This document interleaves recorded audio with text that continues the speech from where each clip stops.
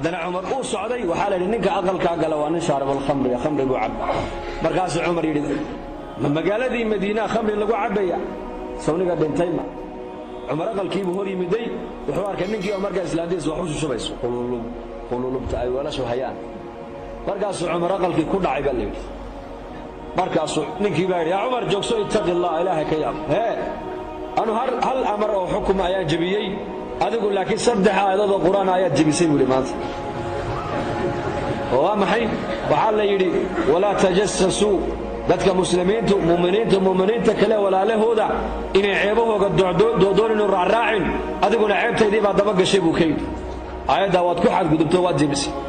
waatul bayuuta min abwaabiha baa la yidhi albaabada aqalada ka soo gala baa la yidhi adiguna albaabkii kama soo galina waad soo dhacday buu kayid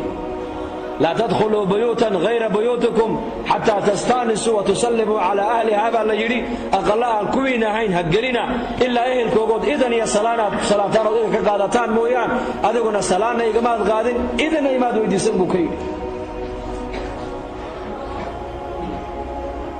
مركز سيدنا عمر بن الخطاب هو يبالي شوف أفكار توقف صغير أيو كسر بحياة قبل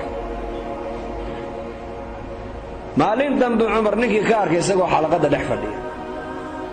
markaasuu u yeedhay wuxuu 3 aayadood oo quraanka ku taala inaan jabiyey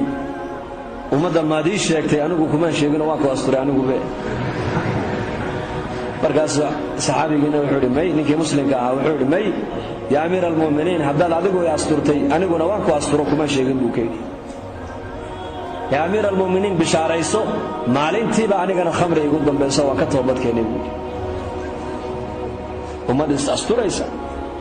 isjecel isku xidhiidhsan weeyaan